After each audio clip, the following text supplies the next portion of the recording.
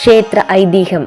ആയിരക്കണക്കിന് വർഷങ്ങൾക്ക് മുൻപ് മള്ളിയൂർ മനയിലെ കാരണവരായിരുന്ന മഹാസിദ്ധനായ ഒരു ബ്രാഹ്മണന് തന്റെ ദേശസഞ്ചാരത്തിനിടയിൽ അതിമനോഹരമായ ഒരു ഗണപതി വിഗ്രഹം ലഭിക്കുകയുണ്ടായി. 4 കൈകളോടുകൂടി വലത്തോട്ട് തുമ്പിക്കൈ നീട്ടി നിൽക്കുന്ന ബീജഗണപതിയുടെ രൂപത്തിലായിരുന്നു ആ വിഗ്രഹം. പുറകിലെ വലതുകൈയിൽ മഴു, പുറകിലെ ഇടതുകൈയിൽ കയർ, മുന്നിലെ ഇടതുകൈയിൽ നാരങ്ങ, മുന്നിലെ വലതുകൈയിൽ ലഡു എന്നിവ ധരിച്ചിരിക്കുന്ന രൂപത്തിലുണ്ടായിരുന്ന ആ വിഗ്രഹത്തെ അദ്ദേഹം മള്ളിയൂർ മനയിലെ തേവാരപ്പുരയിൽ കുടിയിരുത്തി. കാരണവരുടെ പൂജയിൽ സംതൃപ്തനായ ഗണപതി ഭഗവാൻ തനിക്ക് പ്രത്യേകമായ ഒരു ക്ഷേത്രം വേണമെന്ന് ആവശ്യപ്പെടുകയും അതനുസരിച്ച് കാരണവർ ക്ഷേത്രം നിർമ്മിച്ച് അവിടെ കുടിയിരുത്തുകയും ചെയ്തു.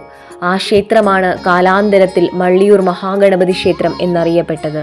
കോട്ടയം ജില്ലയിലെ മാഞ്ഞൂർ പഞ്ചായത്തിൽ കുറുപ്പന്തറ പ്രദേശത്ത് സ്ഥിതി ചെയ്യുന്ന പ്രസിദ്ധമായ ക്ഷേത്രമാണ് മള്ളിയൂർ ശ്രീ മഹാഗണപതി ക്ഷേത്രം. ഗണപതി ഭഗവാന്റെ അപൂർവ സങ്കല്പമായ ബീജഗണപതിയാണ് ക്ഷേത്രത്തിലെ പ്രതിഷ്ഠ. ഒരു കാലത്ത് ജീർണാവസ്ഥയിലായിരുന്ന ക്ഷേത്രം പിന്നീട് ഭാഗവത ഹംസം മള്ളിയൂർ ശങ്കരൻ നമ്പൂതിരിയുടെ കാലത്താണ് ഇന്നത്തെ രൂപത്തിലാക്കിയത്.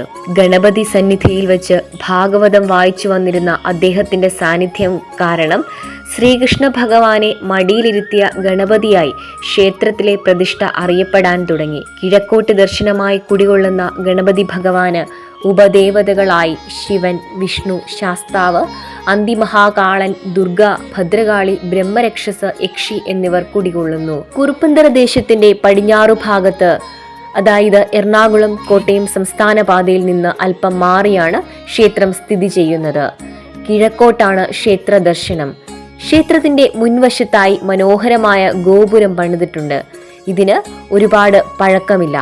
കിഴക്കേ ഗോപുരത്തിന് നേരെ മുന്നിലായി ഒരു അരയാൽ മരം കാണാം. ഹൈന്ദവ വിശ്വാസപ്രകാരം പുണ്യവൃക്ഷമായ അരയാലിന്റെ മുകളിൽ ബ്രഹ്മാവും നടുക്ക് വിഷ്ണുവും അടിയിൽ ശിവനും കുടികൊള്ളുന്നു. അതായത് അരയാൽ ത്രിമൂർത്തി സ്വരൂപമായി കണക്കാക്കപ്പെടുന്നു. ദിവസവും രാവിലെ അരയാലിനെ 7 വലം വെക്കുന്നത് ഉത്തമമായി കണക്കാക്കപ്പെടുന്നു.